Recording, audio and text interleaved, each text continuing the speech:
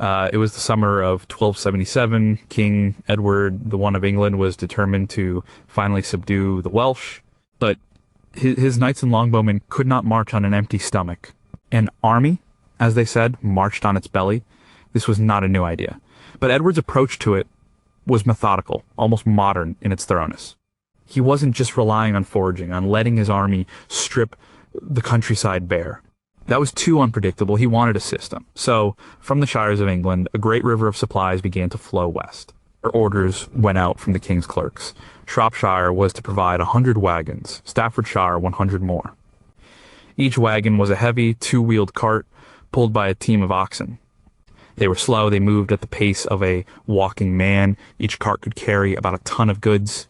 The orders specified what they were to carry: huge quantities of wheat and oats for bread and animal feed, casks of wine, barrels of salted fish and meat, thousands of cheese rounds. The records show the sheer scale of it. From the port of Bristol alone, ships carried 3,200 quarters of wheat and 2,000 quarters of oats to the new English base at Flint. A quarter was about 480 pounds. That was nearly 2.5 million pounds of grain just from one port. On land, the wagon trains creaked along primitive roads. A train of 100 wagons stretched for over a mile. It was vulnerable, it needed guards, it needed blacksmiths to repair broken wheels and axles, it needed carters to manage the stubborn oxen. The man in charge of a convoy of 20 wagons leaving Shrewsbury didn't think about grand strategy. He thought about the next river crossing. He worried if the road ahead was a muddy swamp. He worried if raiders would attack the slow-moving train in a narrow pass. His job was to get his 20 tons of flour and salted beef to the depot at Chester on time. From there, it would be moved closer to the army. The whole operation was a massive, slow-motion ballet of procurement, transport, and distribution. It was a chain of supply. And if one link broke, men at the front would go hungry. Their horses would weaken. The entire campaign could fail. This system, this organized flow of resources from the rear to the front, was the foundation of Edward's war. It was just a version of what happens today, but powered by muscle and sinew instead of diesel and jet fuel.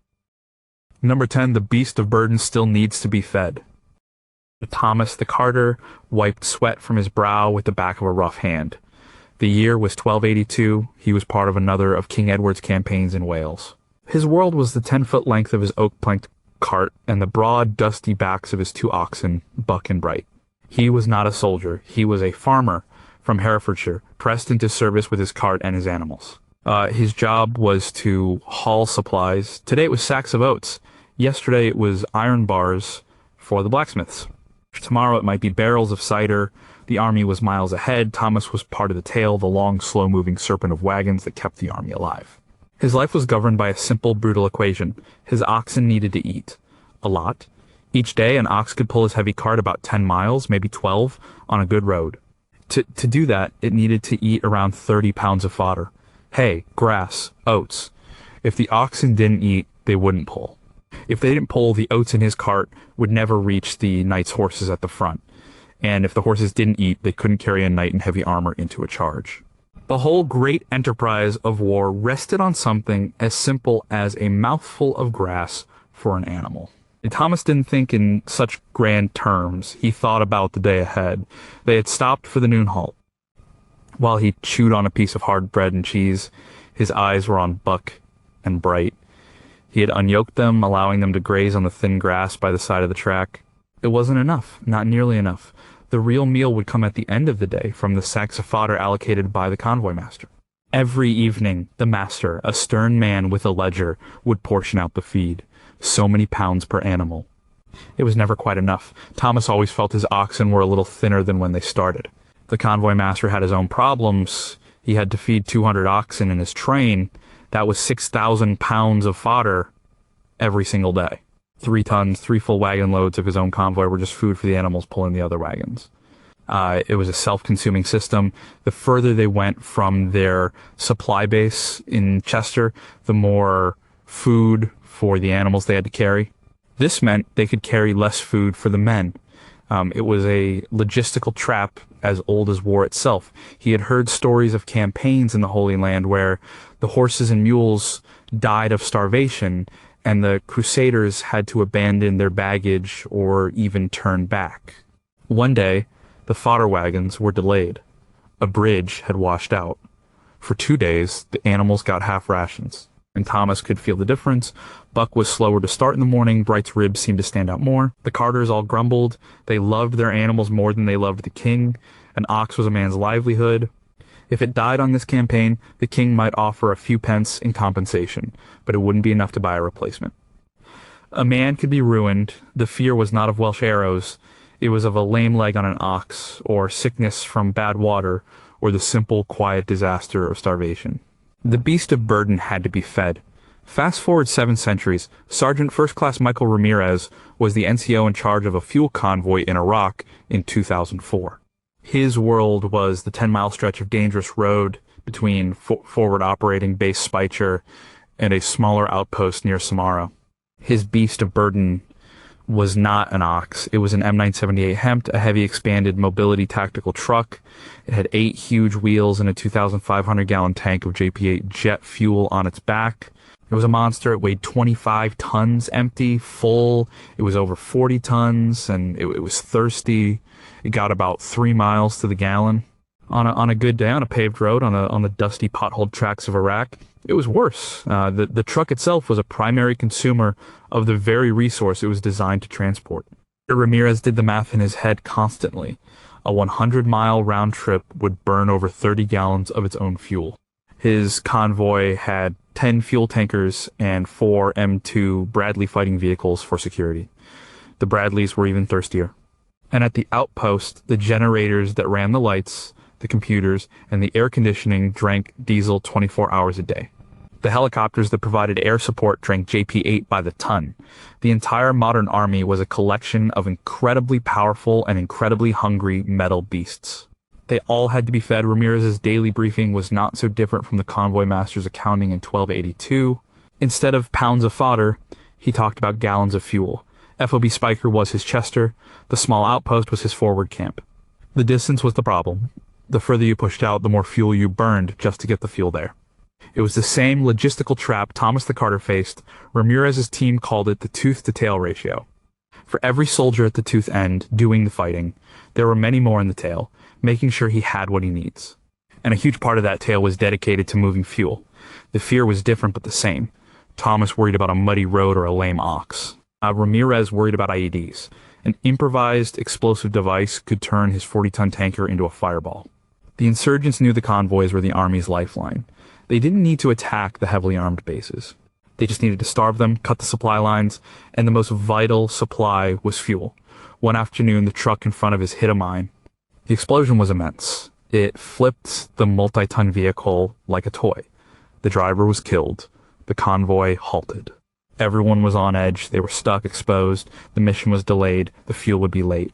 The generators at the outpost would have to switch to conservation mode. The helicopters might not be able to fly a patrol. The consequences rippled outwards, all because one beast of burden was stopped. And Thomas the Carter worried about the health of his oxen. Ramirez and his drivers did daily checks on their trucks.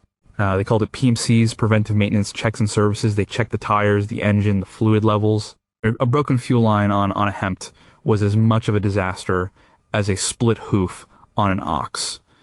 It could take you off the road, make you a static target. The technology had changed beyond recognition. A diesel engine has thousands of parts, an ox has one biology, but the fundamental principle was identical. The thing that moves your supplies needs its own energy source. And getting that energy source to it is a primary, non-negotiable logistical task. Whether it's a bale of hay or a gallon of diesel, the beast of burden must be fed, or the army grinds to a halt. Number 9, someone still has to count the beans. Brother Philip was not a man of war. He was a man of numbers. In the year 1191, he found himself not in a quiet monastery in Normandy, but at the bustling, chaotic port of Acre, a city on the coast of the Holy Land, captured by the Third Crusade. He was a clerk in the service of King Richard, the Lionheart's army. His weapons were not a sword and shield, but a stylus, a wax tablet, and a rudimentary understanding of Roman numerals. His job was to count the beans and the wheat, the wine, the salted pork, the arrows, the bowstrings, and the horseshoes. Every day, ships arrived from Cyprus or Genoa, their holds filled with the lifeblood of the crusading army. Philip and a dozen other clerks stood on the hot, dusty quay, their dark robes incongruous among the sweating soldiers and sailors. They would oversee the unloading of barrels and sacks. A ship's master would present a parchment manifest, a list of what he was supposedly carrying. And Philip's job was to check that list against what actually came off the ship. He would make marks on his wax tablet. 10 barrels of wine, 50 sides of bacon, 20 sacks of flour. It was a nightmare of inaccuracy. Barrels leaked. Sacks tore open, rats got into the grain. The ship's master might have sold a few barrels of wine at a port along the way. Philip's count rarely matched the manifest. Then he would have to argue with the master, a tense negotiation under the searing sun, with neither man really knowing the true original count. Once the goods were ashore, they were moved to a central storehouse. Here, Philip's real work began. He was responsible for a section of the warehouse. Using a large ink and parchment ledger, he recorded every item that came in and every item that went out. The army's quartermasters would come to him with requisitions. Sir Robert de Beaumont requires 100 pounds of flour, 20 pounds of salt pork, and 1 barrel of wine for his company of 50 men for the next 3 days. Philip would check his ledger. Did he have enough? He would find the entry for flour, sacks, CXX. 120 sacks. Yes, he had enough. He would make a new entry, subtracting the amount for Sir Robert. Then he would give the order to the laborers to release the goods. The system was fragile. A simple mistake in arithmetic could cause chaos. If he wrote down LX60 instead of XL40, his books would be wrong. There was no backup. His ledger was a single source of truth. If it got wet in the rain, the ink would run and the records would be lost. If the warehouse caught fire, the army's entire inventory database would go up in smoke. And the information was always old. News of a supply convoy being captured by Saracen raiders might not reach him for a week. For 7 days, his ledger would show supplies that no longer existed. He was constantly working with incomplete, outdated, and often inaccurate information. But without his painstaking efforts, without someone to count the beans, the army would have no idea what it had. It couldn't plan a march. It couldn't feed its soldiers. It would collapse into a hungry mob. Jump forward to 2011. Staff Sergeant Jessica Evans sat in an air-conditioned tent at Bagram Airfield in Afghanistan. The tent was a cavernous structure known as a Supply Support Activity, or SSA. It was a warehouse, the modern equivalent of Brother Philip's storehouse in Acre. Jessica was not a clerk, she was an automated logistical specialist. Her weapon was a handheld scanner and a ruggedized laptop connected to a global network called GCSS Army. Her job was to count the beans, and the MREs, the bottled water, the 556mm ammunition, the helicopter rotor blades, and the computer monitors. AC-17 Globemaster III cargo plane had just landed. Its vast cargo bay was filled with pallets of supplies shipped from a depot in Qatar.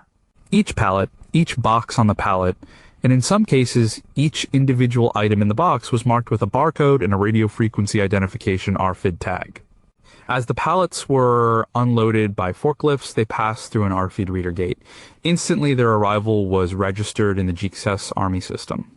Jessica watched the items populate on her screen. 4 pallets of MREs, 1 container of spare tires for Humvees, 16 boxes of medical supplies. Her job was to verify the electronic manifest against the physical reality. She walked through the rows of newly arrived goods, her scanner in hand. She zapped the barcode on a large crate. Beep. Her screen showed crate. Spark plugs, double 1. The system said it was here. The crate was physically in front of her. She clicked the button to confirm receipt. The inventory for the entire U.S. Army in Afghanistan was updated in real time.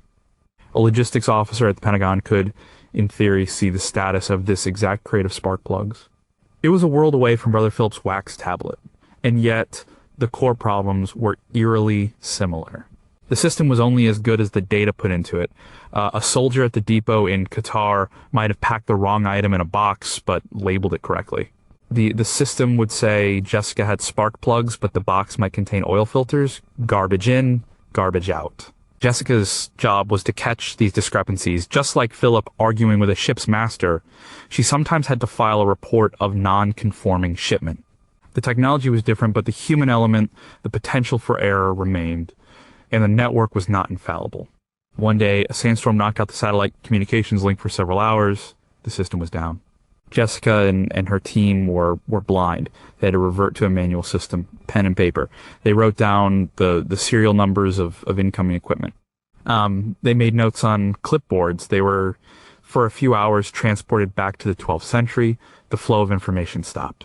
When the system came back online, they had to spend the next day manually entering all the data, a tedious and error-prone process. They had to reconcile the physical world with the digital one. Brother Philip worried about his ledger getting wet. Jessica worried about a server crashing or a network being hacked. The medium had changed from parchment to pixels, but the fundamental need was the same. You have to know what you have and where it is. Without an accurate, timely inventory, you cannot supply an army. Whether the counting is done with a stylus or a laser scanner, someone still has to count the beans. Number 8. The last mile is always the hardest. William was a page, no more than 14 years old. During the siege of a French castle in 1347, he was not a combatant. He was a delivery boy. The main English army camp was spread out a safe distance from the castle walls, a sprawling tent city with its own logistical network of supply wagons and storehouses. This was the hub, but the fighting happened right up against the stone walls, in the siege trenches and on the wooden siege towers. Getting supplies from the main camp to those forward positions was William's job. It was the last mile, or in his case, the last few hundred yards. And it was the most dangerous part of the journey. A wagon could bring 1,000 arrows from the port to the main camp in relative safety. But that wagon could not drive up to the front line. The final leg of the journey was done by hand, or rather by boys like William. His task for the day was to keep the longbowmen supplied with arrows. He would go to the armorer's tent in the main camp, where he would be given a quiver, or sometimes a simple wooden box filled with 24 arrows. These were bodkin point arrows designed to punch through armor. They were precious. He would then have to run, crouched low through a maze of trenches and past wooden mantlets, which were large shields used for cover. The whole way, he could hear the thud of crossbow bolts hitting the wood and the whistle of stones from the defenders' catapults flying overhead. The French crossbowmen on the castle walls were always watching for movement. A boy carrying a box of arrows was a high priority target. If they could stop the arrows from reaching the bowmen, the English rate of fire would slacken. It could give the defenders the breathing room they needed to sally out or repair a breach. William's world was a small, terrifying loop. From the safety of the armorer's tent through the danger zone to the forward archery position and back again. Over and over all day, he would deliver his box of arrows to the sergeant of the archers, who would distribute them to his men. The sergeant would just grunt, grab the box, and push an empty one into William's hands. No time for thanks. And then William would run back, his heart pounding, to get another load. He saw another page, a boy named John, get hit. A crossbow bolt took him in the leg. He went down screaming. 2 soldiers dragged him back, but the arrows he was carrying were scattered in the mud. 24 arrows that would never reach the front. This was the last mile problem in its rawest form. You could have a mountain of supplies in the rear, but if you couldn't get it to the individual soldier who needed it, it was useless. Or a knight with a broken lance was just a man in a metal suit. An archer with an empty quiver was just a spectator. The entire logistical chain, stretching all the way back to the farms and workshops of England, culminated in this final, perilous journey made by a boy like William. Consider a modern parallel. In 2009, in the Korangal Valley of Afghanistan, a place some soldiers called the Valley of Death. A small platoon of U.S. soldiers occupied a remote hilltop outpost called Restrepo. It was surrounded by mountains and constantly under enemy fire. There were no roads to Restrepo. It was too high, the terrain too rugged. A large convoy of trucks could get supplies to the main base in the valley, FOB Blessing. That was the easy part, but getting those supplies from FOB Blessing up the mountain to the outpost, the last mile, was the hardest part. First Specialist Kyle Miller was a crew chief on a CH-47 Chinook helicopter. His job was William the Page's job, but with a multi-million-dollar flying machine. His task was to deliver water, food, and ammunition to the men at Restrepo. The deliveries were called speedballs. Supplies were packed into large body bags or nets. The Chinook couldn't land at the outpost. There was no flat ground, and the risk of enemy fire was too high. So they would hover. The flight from the main base to the outpost took only a few minutes, but they were the most dangerous minutes of Kyle's week. As the helicopter approached the hilltop, the pilots would slow down and descend, the massive twin rotors kicking up a storm of dust and rocks. Where Kyle and the other crew chief would move to the open rear ramp. They would be attached to the aircraft by safety harnesses. Below them, the soldiers of the platoon would be waiting, exposed. This was when the enemy often attacked, shooting from the surrounding hillsides with rifles and machine guns. Kyle's job was to push the speedballs out of the helicopter as quickly as possible. The pilots would hold the hover for maybe 30 seconds, a minute at most. It was an eternity under fire. He could hear the crack of bullets passing by, sometimes the thud of one hitting the helicopter's fuselage. His hands would be clumsy with adrenaline as he and his partner wrestled a net containing hundreds of pounds of bottled water and MREs toward the ramp. They would shove it out, watching it fall the last 20 feet to the ground, then another one. Ammunition cans, medical supplies, mail from home. Then the pilots would pull up and away, flying erratically to avoid being an easy target. The mission was over in minutes, but in those minutes, the lifeline was connected. The soldiers below now had water to drink and bullets to fire. Just like William DePage, Kyle was the critical link. The entire logistical chain of the U.S. military, stretching back to factories and depots in the United States, funneled down to that 30-second hover over a dusty hilltop. If Kyle's helicopter was shot down, the men at Restrepo would be in desperate trouble. If the weather was bad and they couldn't fly, the men had to ration their water. William DePage risked a crossbow bolt to deliver 24 arrows. Kyle Miller risked a rocket-propelled grenade to deliver a ton of supplies. The scale and technology were vastly different. One was powered by a boy's legs, the other by two 4,000 horsepower turbine engines. But the problem was precisely the same. The bulk of logistics is relatively easy. It's getting the stuff from the main depot to the person on the front line under fire. That is the most difficult and dangerous challenge of all. Number 7, the road is a weapon and a weakness. In the year 53 AD, a Roman legionary named Gaius Vibius stood on the side of a newly constructed road in Britain. He was not a combat soldier, not at this moment. He was part of an engineering detail. For the past month, his cohort had been building this road, pushing it deep into territory held by hostile tribes. He leaned on his shovel, looking back at the straight, impossibly straight, line they had cut through the forest. The road was a marvel of engineering. They had dug a trench several feet deep, filled it with layers of rock and gravel, and topped it with carefully fitted paving stones. It had a crowned surface so that rain would run off into the ditches they had dug on either side. It was built to last for centuries. And it was a weapon. The road allowed Roman legions to move quickly. A legion could march 20 miles a day on a paved road in all weather and arrive fresh enough to fight. On muddy tracks, their speed would be cut by more than half and they would arrive exhausted. The road also allowed the supply wagons, the lifeblood of the legion, to keep up.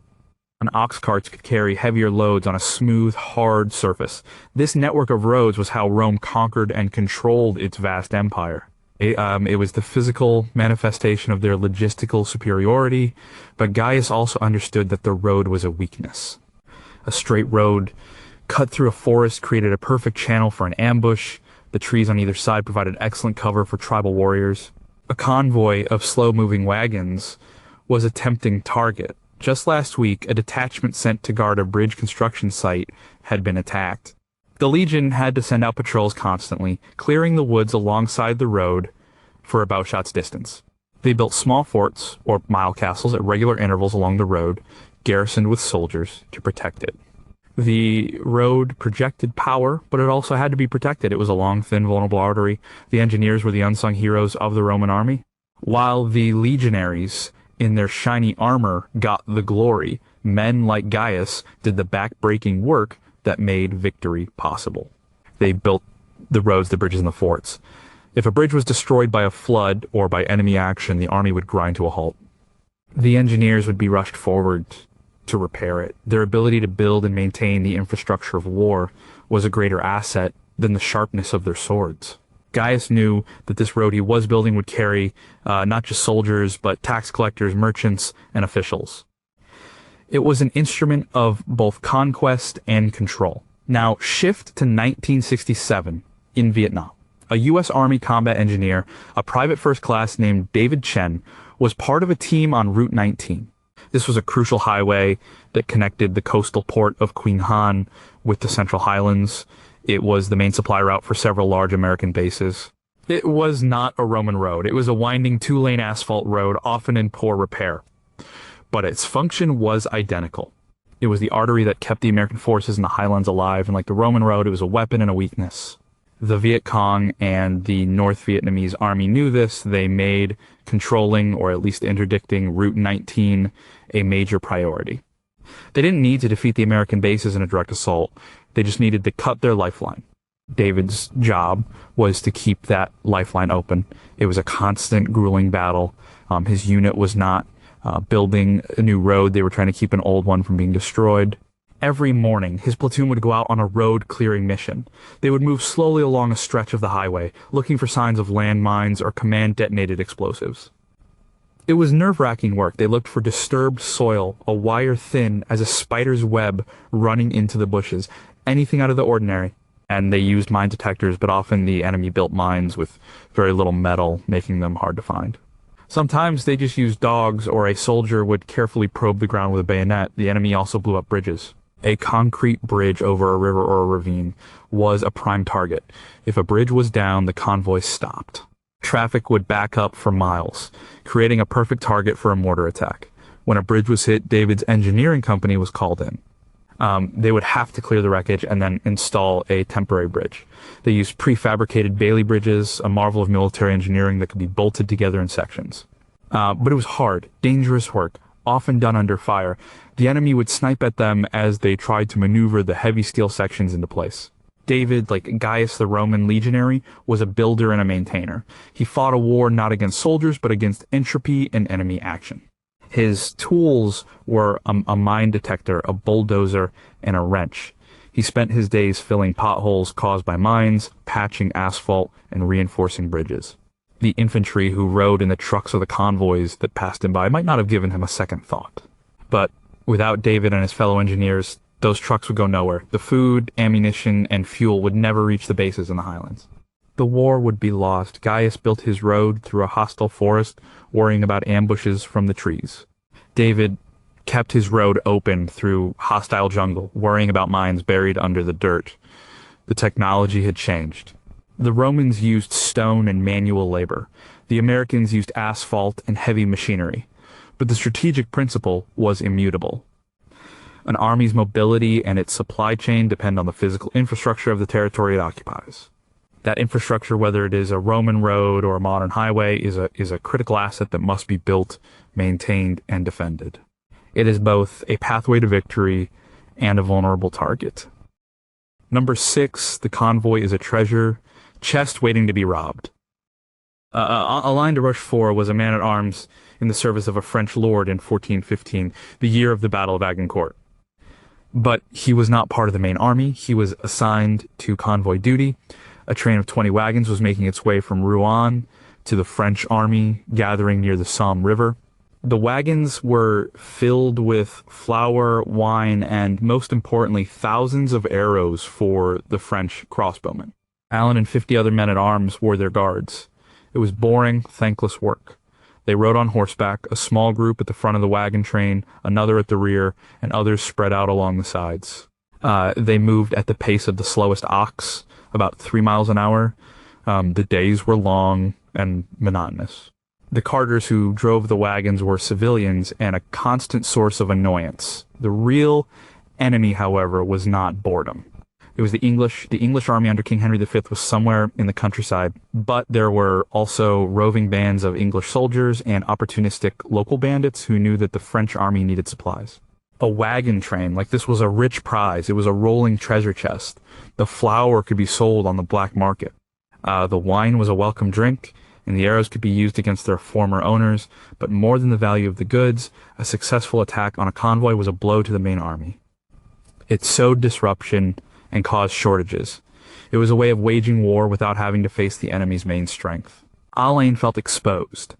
In a battle, you were surrounded by thousands of your comrades. You had a clear objective. Here on the road, the enemy could come from anywhere, at any time. A dense patch of woods, a narrow valley, a blind corner in the road all were potential ambush sites. The convoy master, Agriz Matu, insisted on a strict routine. They started at dawn, they halted for an hour at noon. They made camp well before dusk, circling the wagons into a laager, a temporary defensive circle. Sentries were posted all night. One afternoon it happened. As the convoy passed through a forest, a volley of arrows flew out from the trees. A horse screamed and went down. One of the carters clutched his shoulder, a long gray feathered arrow sticking out of it. It was an English longbow. Alain drew his sword. His captain shouted orders. "To the trees! Dismount! Archers ready!" They were outnumbered, he guessed. Maybe 30 attackers. But they had the advantage of surprise. The French men at arms formed a defensive line using the wagons as cover. Their own crossbowmen started firing back into the woods. The fight was a chaotic, confused skirmish. It lasted less than 20 minutes. The English were not trying to wipe them out. They were trying to create panic, to pick off a wagon or two at the rear of the train and make off with its contents. Alain and his comrades managed to fight them off. They drove the attackers back into the woods. When it was over, 2 French soldiers were dead and 5 were wounded. They had lost 1 wagon. The oxen had panicked and bolted, and the English had managed to kill the driver and seize it before they were repulsed. The rest of the convoy was safe, but the men were shaken. The illusion of a boring, safe journey was shattered. They were in a war, just as much as the knights in the main army. Their job was to protect the treasure chests, and it was a job that could get them killed. Let's move to Afghanistan. 2007, U.S. Marine Sergeant Carlos Diaz was the commander of a Humvee and a combat logistics patrol, and a convoy. His job was the same as Alain de Rochefort's. He was guarding a train of trucks carrying supplies, water, food, fuel, and ammunition from a large base to a smaller, more remote one. The trucks were driven by civilian contractors, just as Alain's wagons were driven by civilian carters. And Sergeant Diaz and his squad of Marines were their guards. The road was a dusty, cratered track through a series of brown, treeless valleys. The enemy was the Taliban. And just like the English raiders in 1415, the Taliban knew that attacking the convoys was the most effective way to fight the powerful American military. The convoys were the weak link. They were a rolling treasure chest. The fuel could be used for their own vehicles. The food and water were valuable commodities, and destroying a truck full of ammunition was a victory in itself. Diaz's world was one of constant grinding tension. Before every patrol, he would study maps and intelligence reports. Where had IEDs been found recently? In which villages were the locals known to be sympathetic to the Taliban? He knew every turn, every culvert, every blind spot on the route. The culverts were the worst. A perfect place to hide a massive bomb that could flip a 7-ton truck. His Humvee was at the front of the convoy. He stood in the turret, manning the .50 caliber machine gun. His eyes scanned the landscape relentlessly. He looked for anything out of place. A pile of rocks that wasn't there yesterday. A wire glinting in the sun. A person on a rooftop talking on a cell phone. They could be a spotter, about to call in the convoy's position to an ambush team. The threat was invisible and ever-present. The attack, when it came, was a classic L-shaped ambush. An IED exploded under the lead truck, a massive blast of fire and black smoke that disabled it and blocked the road. Immediately, machine gun and RPG fire erupted from a ridgeline to their left. The convoy was trapped in the kill zone. Back Diaz started firing his heavy machine gun at the muzzle flashes on the ridge. His driver skillfully maneuvered the Humvee to provide some cover for the other Marines who had dismounted and were returning fire. The fight was intense and violent. It was a race against time. They had to suppress the enemy fire, deal with any casualties, and get the convoy moving again before the Taliban could bring in reinforcements. An Air Force A-10 Warthog was called in for air support, and its 30mm cannon ripped into the enemy positions on the ridge, suppressing the attack. Within an hour, they had recovered the damaged truck and were moving again. They had 2 wounded Marines, but everyone was alive. Alain de Rochefort fought off his ambush with a sword, and a crossbow. Sergeant Diaz fought his with a machine gun and a radio to call in an airstrike. The technology of combat had evolved dramatically, but the tactical situation was identical. A slow-moving, valuable line of vehicles is a tempting and vulnerable target. The job of the escort is to anticipate, deter, and fight off attacks. Whether the threat is longbowmen in a French forest or insurgents in an Afghan valley, the convoy is always a treasure chest, and there is always someone waiting to rob it. Number 5, if it breaks, someone has to fix it.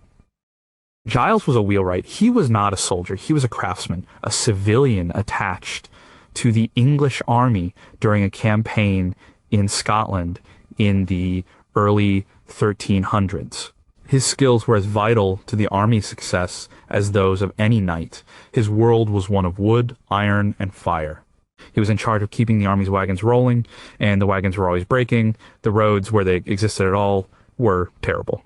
And they were rutted, muddy tracks. The heavy two-wheeled carts, loaded down with a ton of supplies, took a constant beating. The most common failure was a wheel. A wheel could hit a large rock and split a spoke.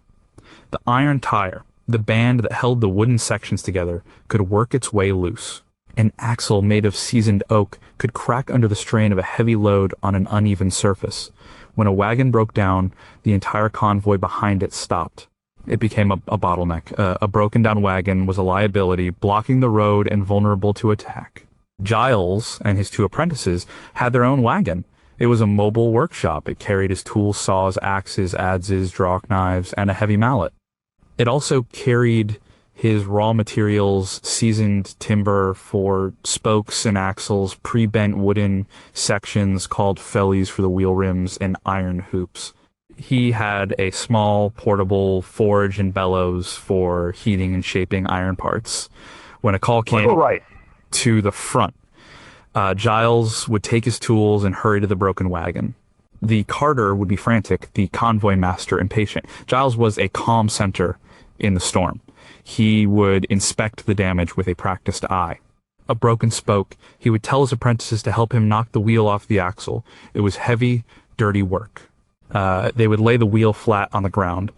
Using a mallet and a chisel, Giles would carefully knock out the wedges holding the broken spoke in place. He would select a new spoke from his stock, already shaped and seasoned. He would shave it down with his draw knife until it was a perfect, tight fit.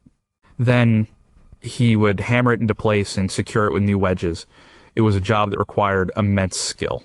The geometry of a wheel was complex. All the spokes had to be under the right tension. If one was too loose, the wheel would be weak. Too tight, and it could distort the rim. A good repair could take an hour. A complete wheel rebuild could take a day. While he worked, the life of the army flowed around him. Soldiers marched past. Knights on horseback trotted by. The whole great machine of war depended on his ability to fix a simple wooden wheel. Without him, the supply chain would sever. The army would starve. Giles was not a warrior, but the war could not be won without him. Let's shift 8 centuries forward. The place is the vast desert of Kuwait in 1991 during the build-up to Operation Desert Storm. The U.S. Army was assembling a colossal force to drive the Iraqi army out of the country. This force was entirely mechanized. It moved on wheels and tracks, and these vehicles were always breaking down. Chief Warrant Officer 2, Sarah Jenkins, was a maintenance technician. She was not a frontline combat soldier. She was a mechanic. Her world was one of steel, oil, and hydraulics. She was in charge of a maintenance team responsible for keeping a fleet of M9-115 transport trucks running. These were the workhorses of the Army's logistics chain, the modern equivalent of Giles's wooden carts. They hauled everything from ammunition to tanks on their flatbed trailers. The desert was a brutal environment for machinery. The fine talcum powder like sand got into everything. It clogged air filters, scoured engine parts, and wore out bearings. The intense heat caused engines to overheat and tires to blow out. The M915s were running 24 hours a day, hauling supplies from the ports to the massive army camps being built near the Iraqi border. They were being pushed to their limits and beyond. Sarah's workshop was a collection of tents and specialized vehicles called contact trucks. These were trucks equipped with welders, generators, air compressors, and a crane. They were mobile repair shops just like Giles's wagon. When a call came over the radio breakdown on MSR Dodge, grid coordinate XYZ Sarah and her team would jump in their contact truck and head out. They would find a massive M915 truck pulled over to the side of the road, its driver looking helpless. Sarah, like Giles, would be the calm professional. She would diagnose the problem. A blown hydraulic line for the power steering. The driver could barely turn the wheel. It was a common failure. The desert heat made the rubber hoses brittle. Fixing it was a hot, greasy job. The engine compartment of the truck was like an oven. One of her soldiers would crawl underneath with a set of wrenches to disconnect the ruptured line. Another would go to their truck to find the right replacement part from their extensive stock of spares. Sarah would supervise, offering advice, making sure they followed the procedures in the technical manual. The logistics of maintenance were as complex as the logistics of supply. They had to have the right spare parts on hand. A multi-million-dollar army could be stopped for want of a $10 rubber hose. Once the new line was installed, they had to bleed the air out of the hydraulic system. It was a precise technical task. The whole repair might take 2 hours. While they worked, an endless stream of military traffic would roar past. The army was on the move, and Sarah's job was to keep it that way. Her team was one small cog in a huge maintenance machine that stretched from the front lines all the way back to depots in Germany and the United States. In Giles, the wheelwright used his hands and simple tools to shape wood. Sarah Jenkins used technical manuals and specialized equipment to fix complex machinery. But their role was identical. They were the fixers. They repaired the means of transport upon which the entire army depended. In any era, an army that cannot maintain and repair its vehicles, whether they are wooden carts or diesel trucks, will lose its mobility and its ability to supply itself. It will, quite simply, cease to function. Number 4, information moves faster, but it's still just a message. In the autumn of 1066, Duke William of Normandy was preparing his invasion of England. His army was gathered on the coast of France, and his success or failure depended not just on the strength of his knights, but on logistics and information. He needed to know the state of his supplies, the readiness of his ships, and, most importantly, the weather and the disposition of his enemy, King Harold, across the Channel. His information network was made of men. He had scribes who kept tallies of supplies, barrels of wine, tons of grain, casks of arrows. He had spies in England sending back reports, and he had messengers. These were men on fast horses whose only job was to carry messages from one place to another. Jean, a young Norman squire, was one such messenger. He was given a small piece of parchment, rolled up and sealed with the Duke's own wax seal. The message was for the commander of the fleet, anchored a day's ride down the coast. It contained an order to prepare the ships for sailing. The wind was expected to turn favorable. Jean's instructions were simple: ride as fast as you can. Give this to no one but the commander himself, and do not fail. Jean's journey was a physical ordeal. He rode a light, fast horse, not a heavy war horse. He carried no armor, only a short sword for defense. His speed was his protection. He rode on Roman roads where they existed, and on muddy tracks where they did not. He had to know the route, know where to ford rivers, know which villages were friendly. A lame horse, a wrong turn, or an encounter with bandits could mean the failure of his mission. The information he carried was time-sensitive. The order to sail was only good as long as the wind was favorable. A day's delay could mean a week of waiting for the next good wind. The entire invasion, the fate of a kingdom, could hinge on the speed and reliability of a single man on a horse. The message itself was a physical object. It could be captured. If Jean were caught by King Harold's sympathizers, the element of surprise would be lost. The information was vulnerable. It was also a one-way communication. Jean would deliver his message and then wait for a reply to be written, which he would then carry back to the Duke. The entire cycle of sending an order and receiving a confirmation could take 2 days. William's whole command structure was based on this slow, fragile, human-powered network. He made decisions based on information that was hours or even days old. He had to trust that his messengers were reliable and that his commanders would understand his written orders. The speed of information was the speed of the fastest horse. Now let's go to a command post in Iraq in 2003. Colonel Ann Williams was a logistics officer for a U.S. Army division during the invasion. She sat in the back of a command vehicle, a metal box filled with radios and computer screens. Her job was to coordinate the logistics for a fast-moving armored column pushing deep into enemy territory. She needed to know the status of her units. How much fuel did they have? How much ammunition? What were their casualties? She needed to coordinate resupply convoys, medical evacuations, and maintenance teams. Her information network was a vast, invisible web of radio waves and satellite signals. On one screen, she saw a map. Blue icons represented friendly units. Their positions were updated in real time via GPS trackers. She could see the entire battlefield at a glance. On another screen, she had a chat window open, communicating instantly with logistics officers and other units dozens of miles away. She could get a report from a company commander at the front line who was reporting low fuel levels, and within seconds she could be tasking a fuel convoy to move to a rendezvous point. A request came in. A tank platoon was running low on main gun ammunition. The request was a digital message sent over a secure radio network. It appeared on her screen instantly.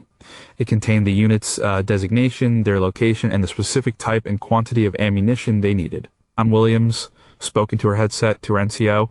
Task, Convoy C4 with a resupply of 120mm Sabot rounds for 1st Platoon. Charlie Company, their location is on the system. I want confirmation when the link-up is complete.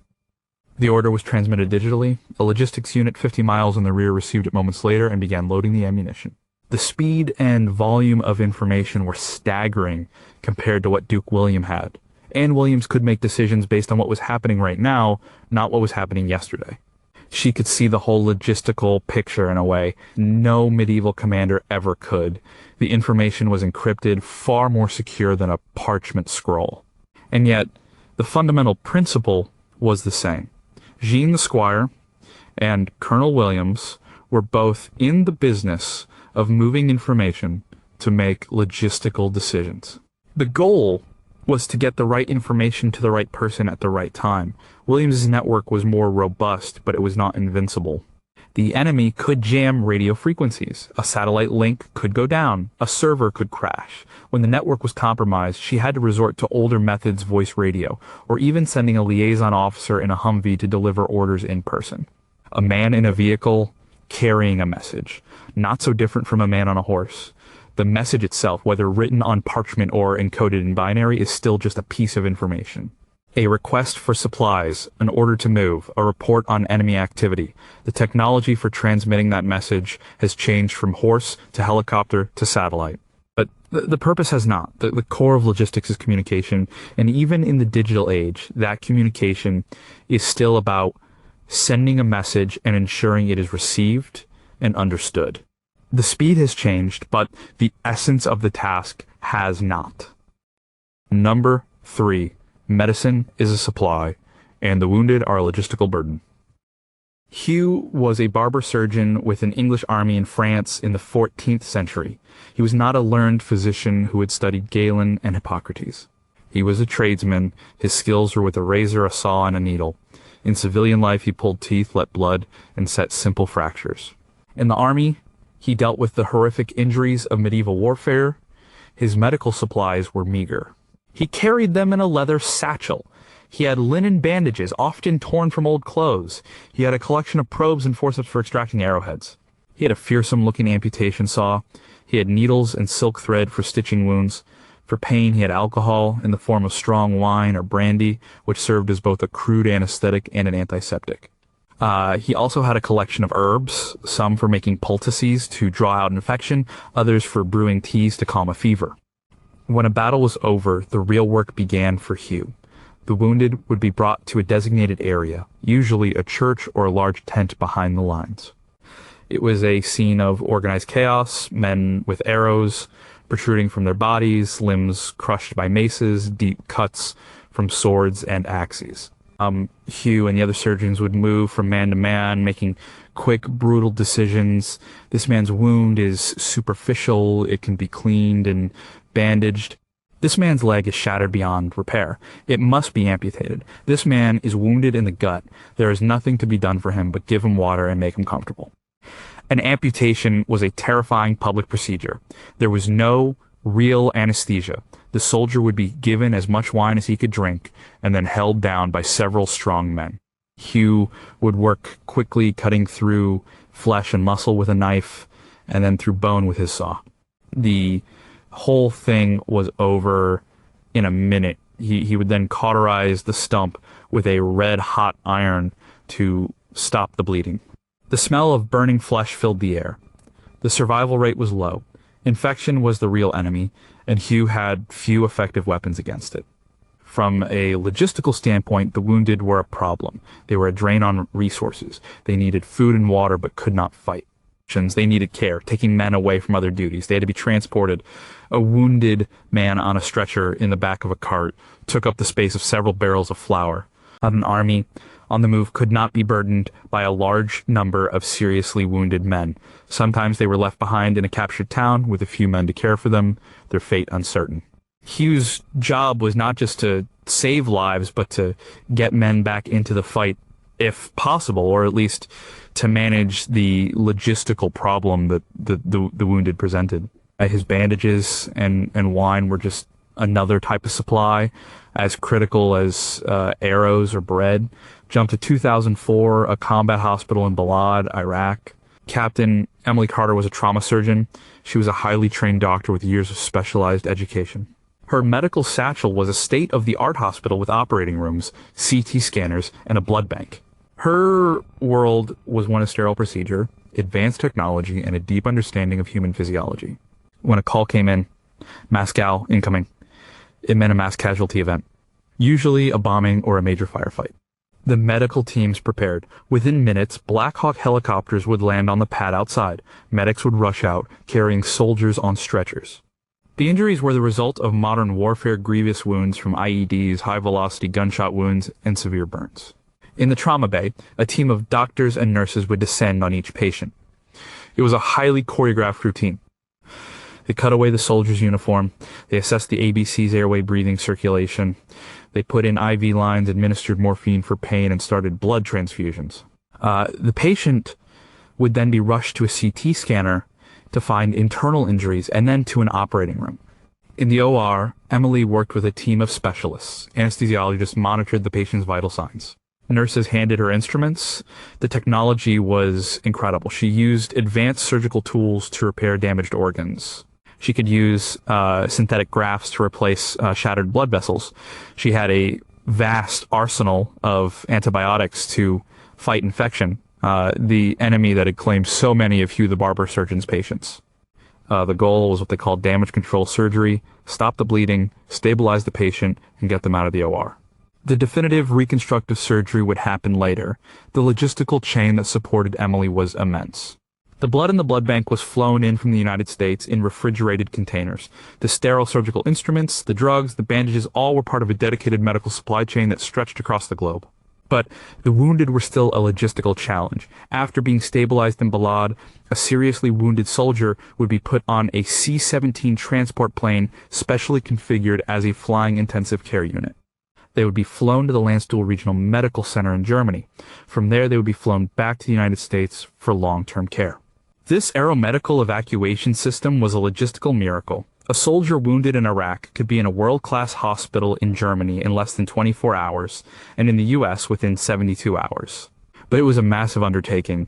It required a fleet of aircraft, highly trained medical crews, and a huge support infrastructure. The commitment to caring for the wounded was a moral imperative, but it was also a major logistical effort. Hugh, the barber surgeon, worked with a saw and a prayer. Emily Carter worked with a scalpel and $1 billion support system. Hugh's primary challenge was infection. Emily's was managing the golden hour, the critical time after an injury where intervention can save a life. But their function in the military system was the same. They were there to fix broken bodies, and the resources they needed to do their job, whether linen rags or bags of blood, were a critical part of the supply chain. The wounded, in the 14th century, or the 21st, represent a special kind of logistical problem, a precious cargo that must be moved away from the battlefield, consuming resources every step of the way. Number 2, you still have to get the sharp bits to the pointy end. And John the Fletcher was a master craftsman. In the year 1415, he was in the English port of Southampton, overseeing the last-minute preparations for King Henry V's invasion of France. He was not a soldier, but his work was the key to English military power. He made arrows, and the English army's longbowmen consumed them in prodigious quantities. An English war arrow was a carefully engineered weapon. The shaft was made of ash or birch, seasoned for years to be strong and straight. The feathers, usually from a goose, had to be glued on perfectly to ensure a stable flight. The nock at the back had to be cut just right to fit the bowstring. And the head was a forged iron bodkin point, a long, narrow spike designed to penetrate mail armor. John's workshop was a production line. One group of artisans shaped the shafts, another cut and glued the feathers. Blacksmiths forged the heads. And then John and his most skilled apprentices would assemble them. He was not just a craftsman, he was a logistics manager. The king's order was for 500,000 arrows. It was a staggering number. John had to source the wood, the goose feathers, the iron, and the linen thread.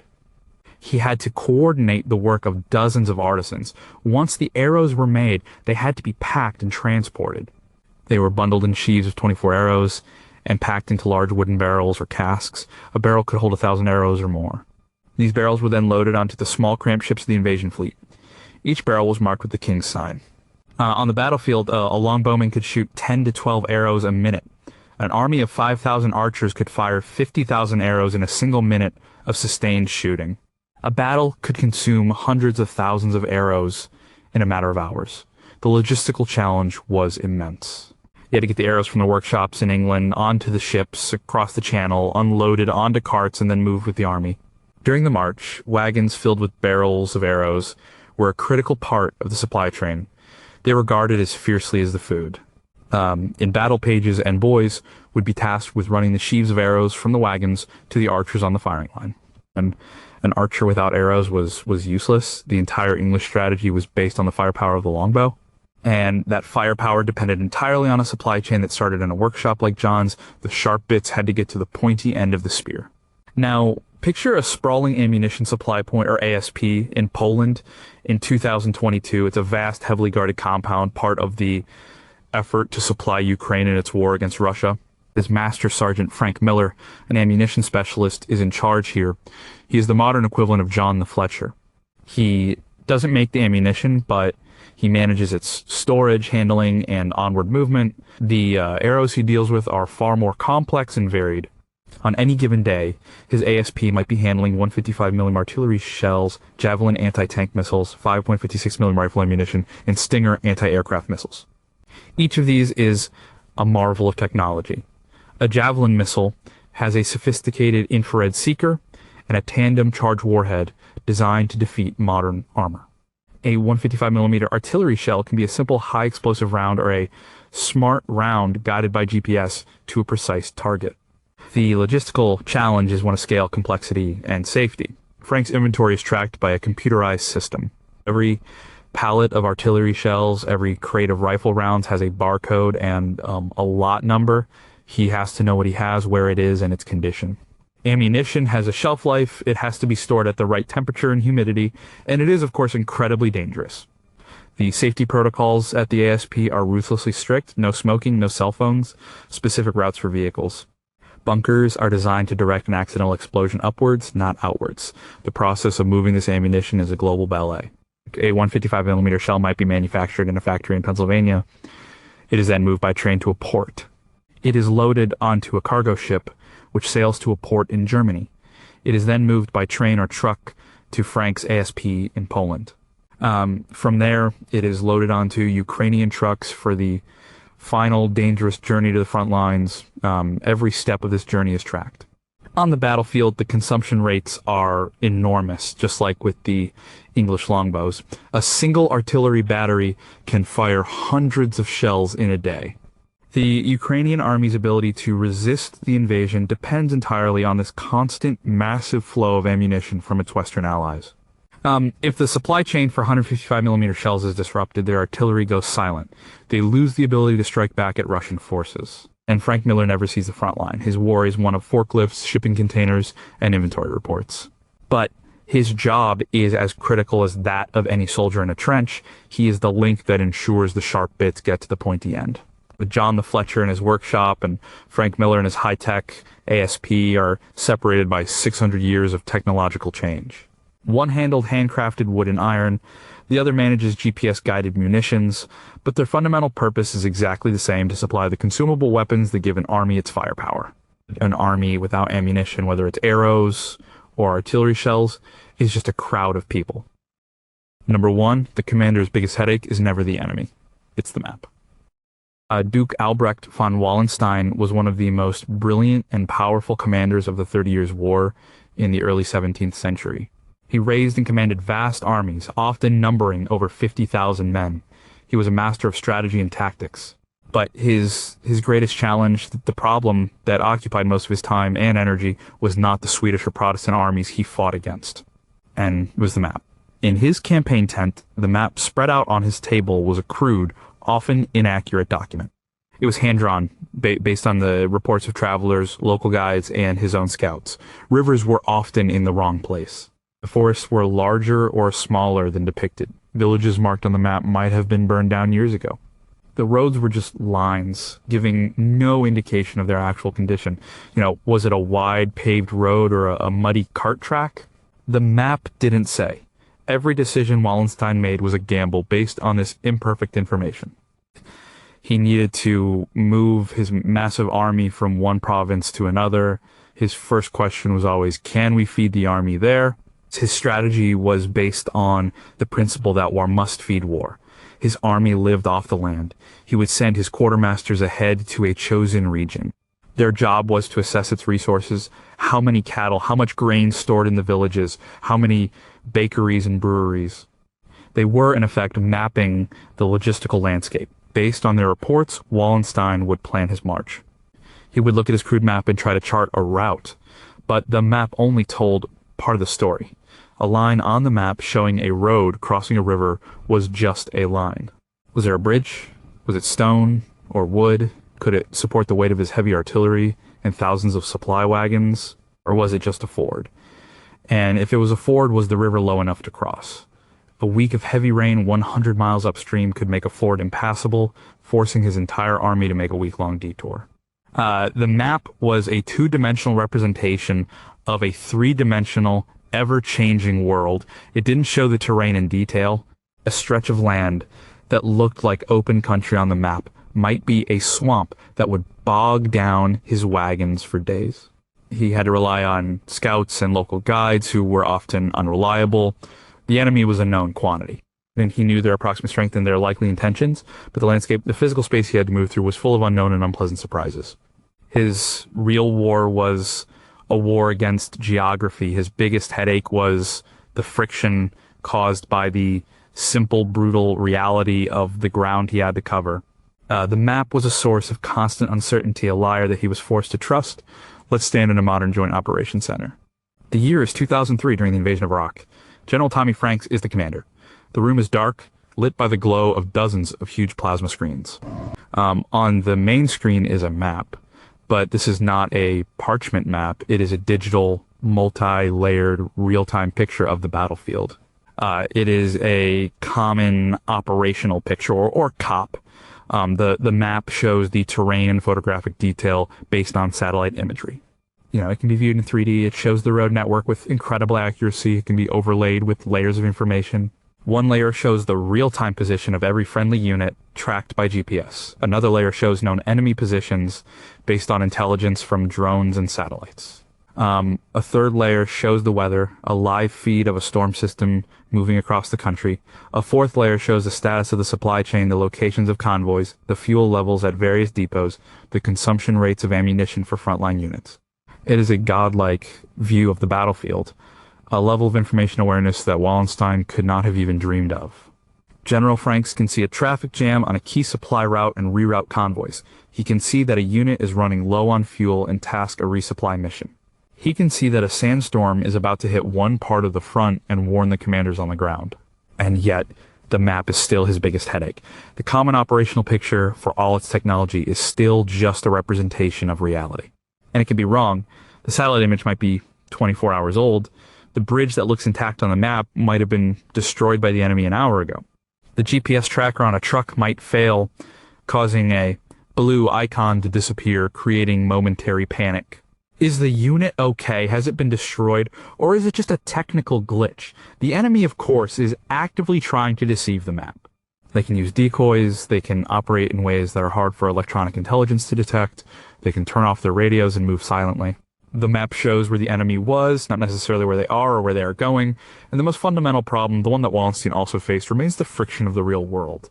The digital map might show a clear, open desert, but on the ground, that desert is a mix of soft sand and hard-packed earth.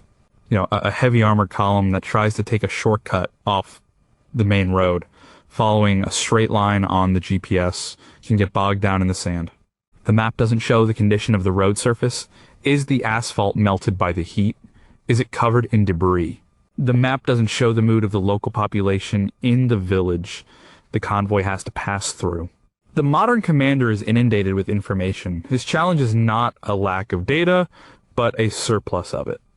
He has to sort the true signals from the noise. He has to make decisions at incredible speed based on this flood of information.